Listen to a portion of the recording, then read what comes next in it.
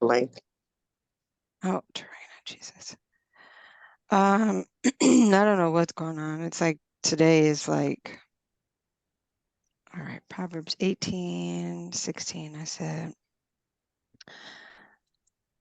Okay, so this is like words kill and words give life. Um,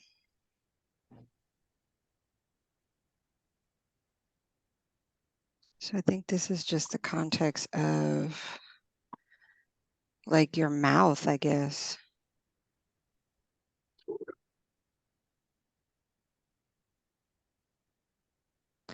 A gift so in the message it says a gift gets attention. It buys the attention of eminent people. I know that. That from the kids. Huh? Oh. So I'm if sorry. we look at the context of it, it says so this is like words kill, words give life. So out of the NIV it says an unfriendly person, and I'm starting at 1.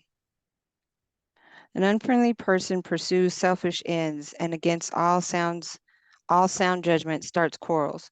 Fools find no pleasure in understanding, but delight in airing their own opinions. When wickedness comes, so does contempt, and with shame comes reproach. The words of the mouth are deep waters, but the fountain of wisdom is a rushing stream. It is not good to be partial to the wicked and so deprive the innocent of justice. The lips of fools bring them strife, and their mouths invite a beating. The mouths of fools are their undoing, and their lips are the snare to their very lives. The words of gossip are like choice morsels. They go down into the innermost parts. One who is slack in his work, is brother to one who destroys. The name of the Lord is a fortified tower. The righteous run to it, and they are safe. The wealth of the rich is their fortified city. They imagine it a wall too high to scale. Before downfall, the heart is haughty, but humility comes before honor. To answer before listening, this is folly and shame. Mm.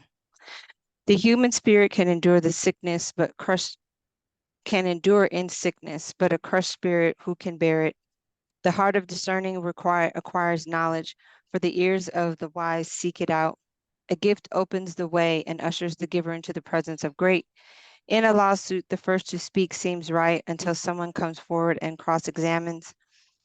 Casting a lot um, settles disputes and keeps strong opponents apart. A brother wronged is more unyielding than a fortified city. Disputes are like a barred gates of the citadel. From the fruit of their mouth, a person's stomach is filled, but the harvest of their lips are satisfied. What is that saying here? Okay. The tongue has a power of life and death, and those who eat it, uh, power of life and death, and those who love it will eat its fruits. He who finds a wife finds a good thing and receives favor from the Lord. The poor plead mercy, but the rich answer harshly. One who is unreliable, one who has unreliable friends soon comes to ruin, but there is a friend that sits closer than the brother. So I don't understand, Spirit, what you're saying in this.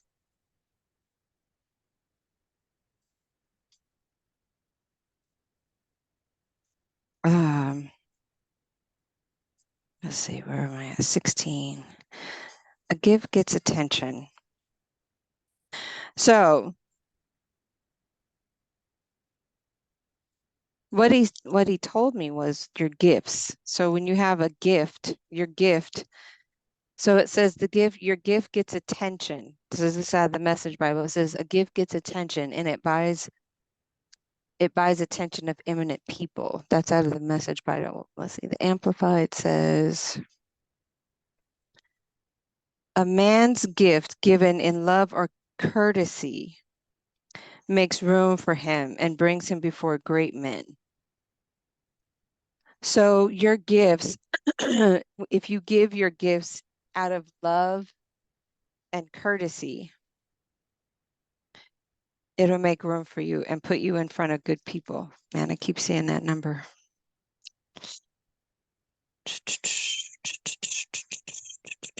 Anyway, all right. So your gifts, having gifts, and the one thing that I know that's we've been working on is, what are your gifts?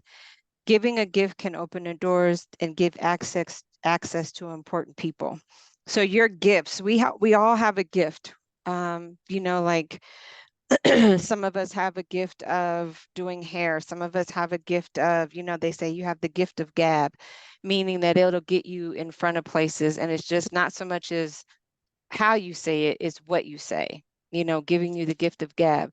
So it's not so much as the gift, but it's how you're using your gift. Are you making your gift make room for you in certain places? We all have things that we should be doing in life. We all have that one particular thing, maybe one or two, that will line you up and get you into the presence of people. So we notice, like on TikTok, we notice on Instagram, and Twitter, there are people out there that have made themselves famous just by using their gifts and talents. So when we think about our gifts and talents, that's something that I want you guys to kind of think about too, is your gifts. What are your gifts? When you sit with yourself, I want you to figure out, what are the things that I have? What are the talents that God has given me? God has gifted us with a talent. He has gifted some with singing. He has gifted some with entertainment. He has gifted some with the ability to speak. He's given others the ability um, to be able to communicate. He's given others the gift of using their voice in a powerful way.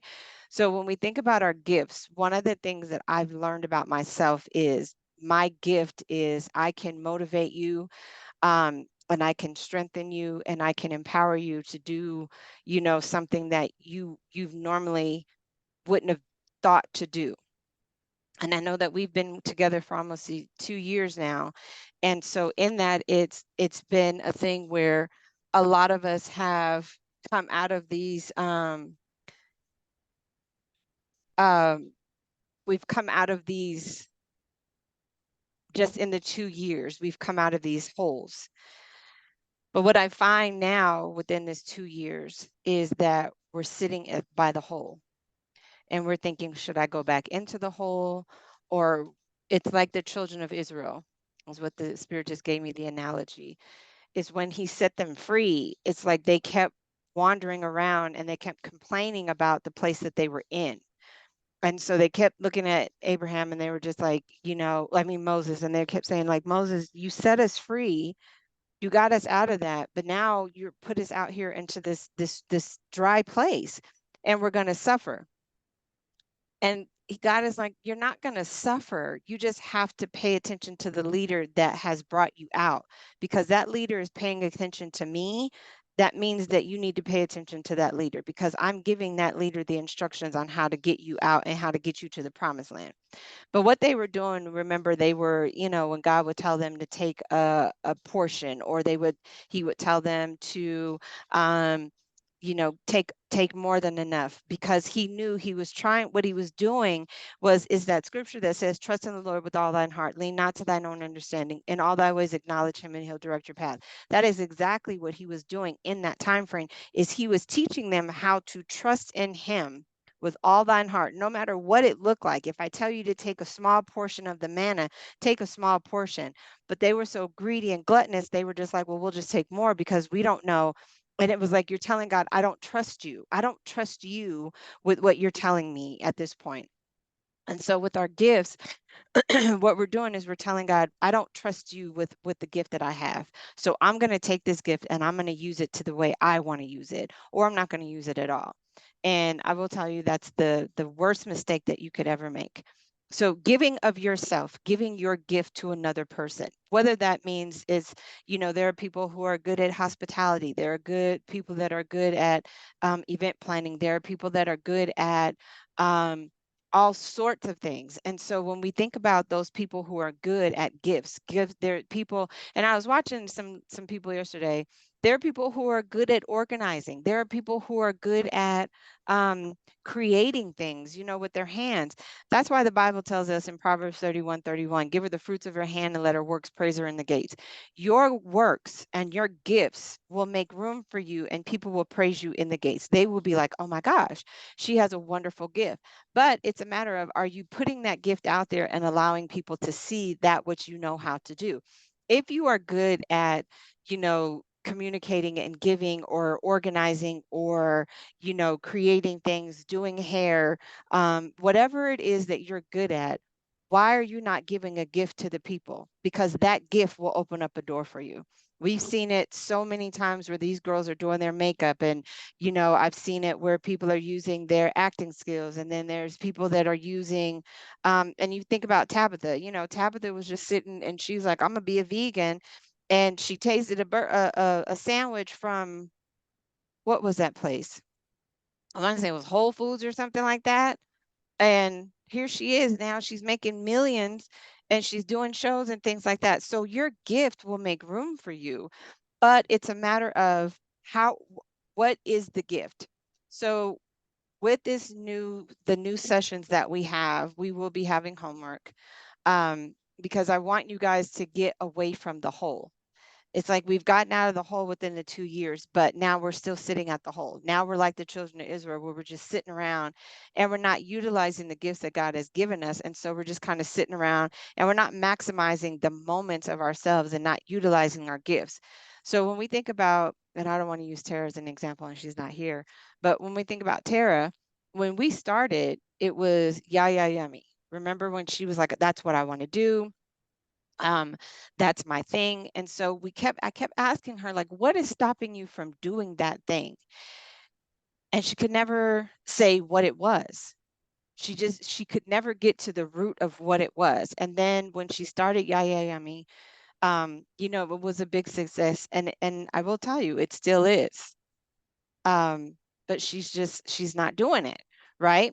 So, she's in a new setting, a new surrounding, and you think about the children of Israel who never made it. She's in a new setting, she's in a new surrounding, and now it's like, okay, so how can I make this gift work for me? That is one of the questions, the real question that I've been asking God since we've changed over, since the name change, when he brought that back to me, the name change. But I'm like, okay, God, we gifts are solutions to people's problems. Our gifts are solutions to people's problems. So if we know that there's a problem, you are the solution to that problem.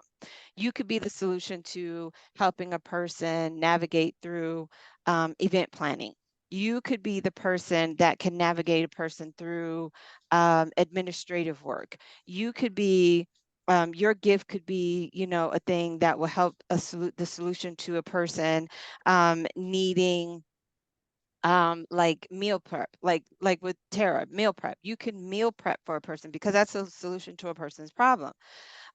You can also be the solution to a person's problem if it comes down to art or, doing hair or things like that. Our gifts are a solution to a person's problem. Some people don't want to do their own hair. Some people don't want to cook. Some people don't want, to do certain things. But when you find your gift, it will it opens the doors and it gives access to those important people. Okay. So what is your gift? That is the question that you need to ask when you get off this call today. What is your gift?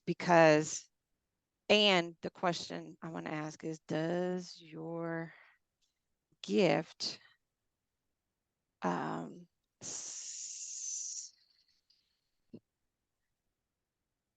provide provide a solution to someone's problem? Okay. There is a lady that's on TikTok and she's a house cleaner. She created an ebook to help people with the solution to their problem. My problem is cleaning. She provided an ebook for the solution for people's problems. So when we think about the gifts, I'm going to send this to you guys. So what is your gift?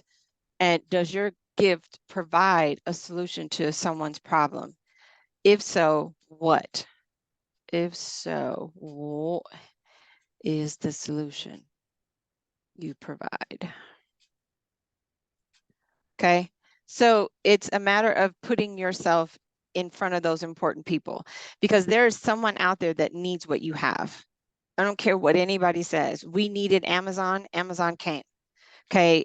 We needed access to a thing. And it's like, I remember when COVID happened, I was a part of a business, and a lot of women, what we do is we used to do in-person meetings with people, and things changed. And so do you remember in Friends when he was like, pivot, pivot? Like, you have to pivot in order to make room and get the thing where it needs to go. Love that analogy that Spirit just gave. So it's like you're pivoting. And so a lot of women in the business just created a different avenue for people to still be able to come into the setting and still be able to get the knowledge of the solution to the problem. So we were the solutions to certain women's problems when it came down to sexual anatomy, when it came down to bedroom accessories, when it came down to sexual health and things like that. So we became the solution to the problem.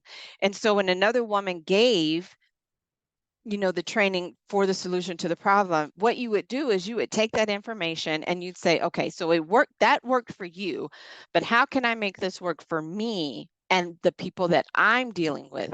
So my demographic was pretty much women of color. And that's what I tried to gear myself towards in that business, was women of color, because a lot of women of color, really, we veered away from the, sexual anatomy. We geared away from sexual, bedroom accessories. We geared away from a lot of that because our parents it was a sin, right? So for me, it was like I had to, get myself into that realm of letting women know, like, no, this is what we do. So for me, I find that I am a person that when I research, I'm going to give you all the knowledge.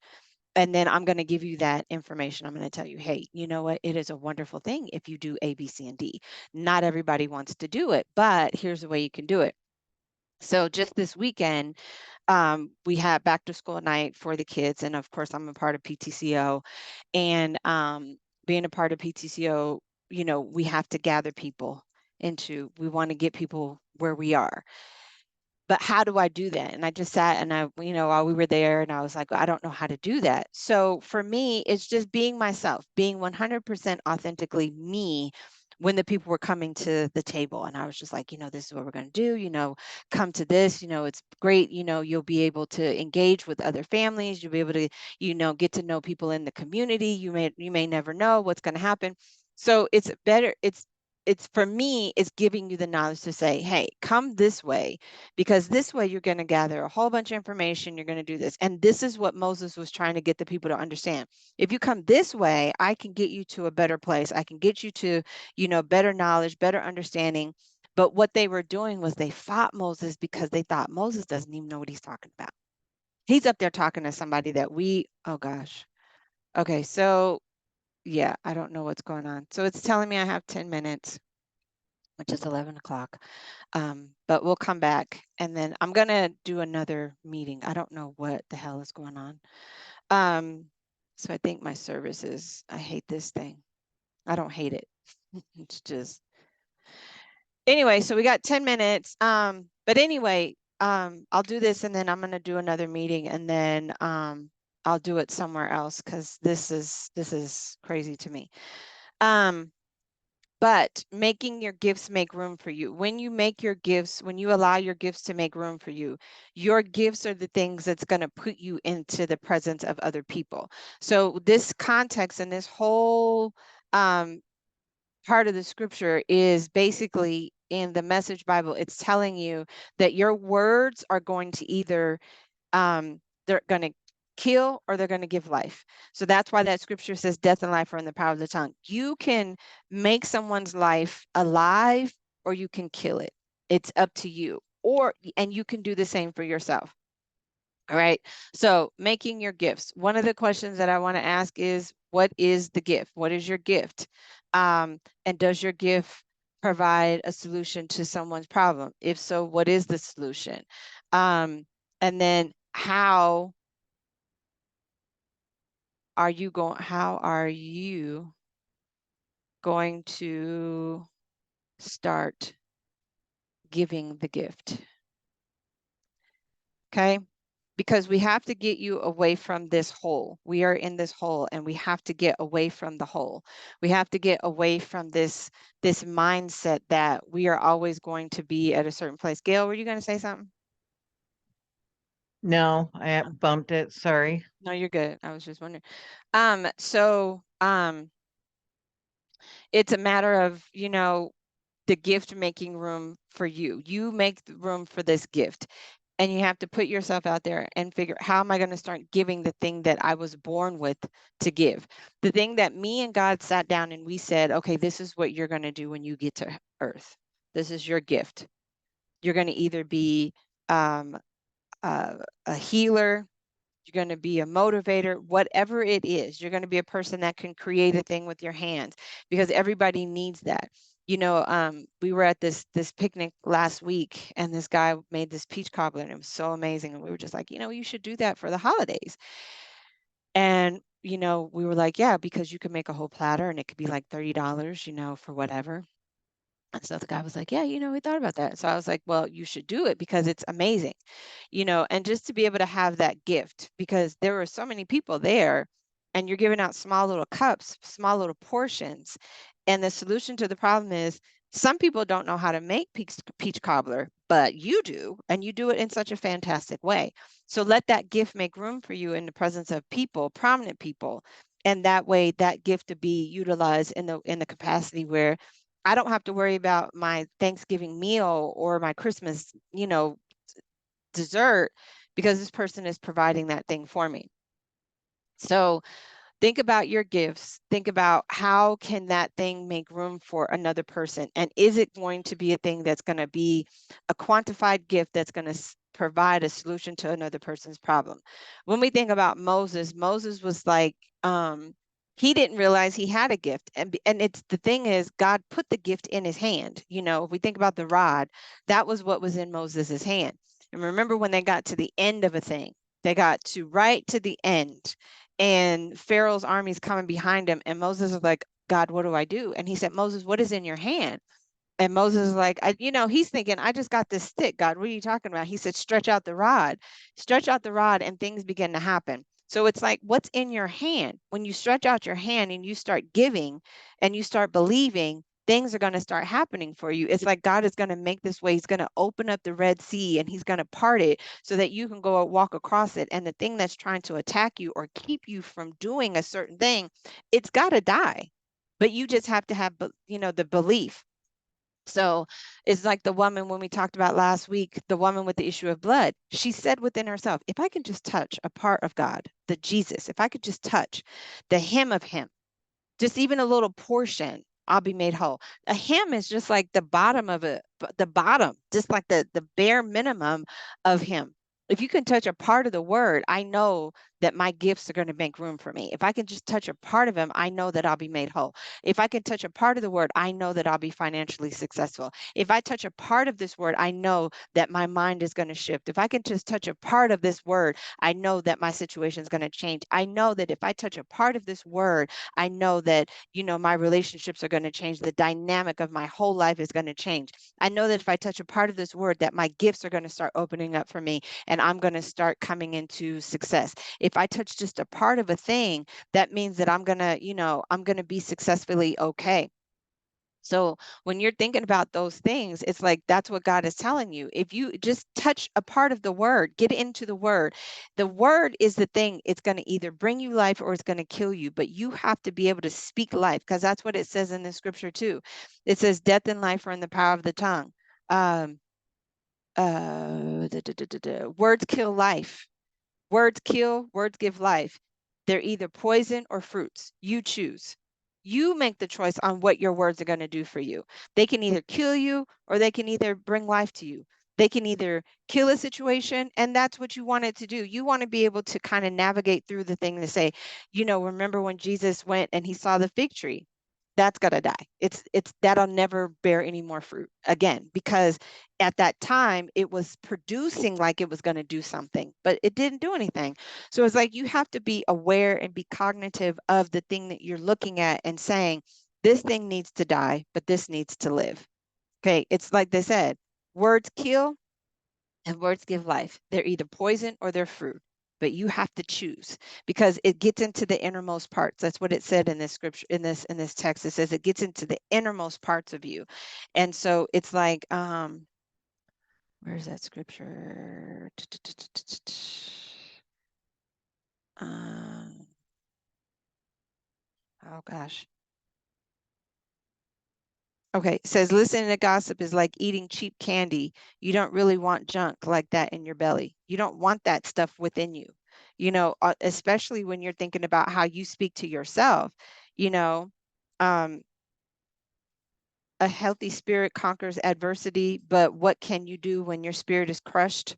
Okay, when you're walking around here and you're in this lowly place, what are you going to do with yourself?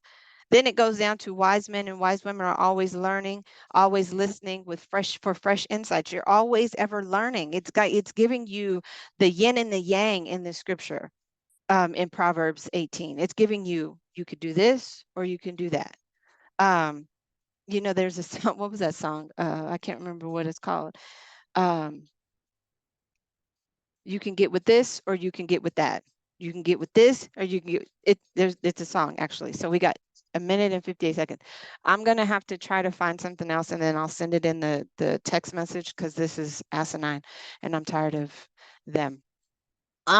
So with that being said, that's where we're at right now, but I'm going to log off of here and then I'm going to go ahead and do another link somewhere else.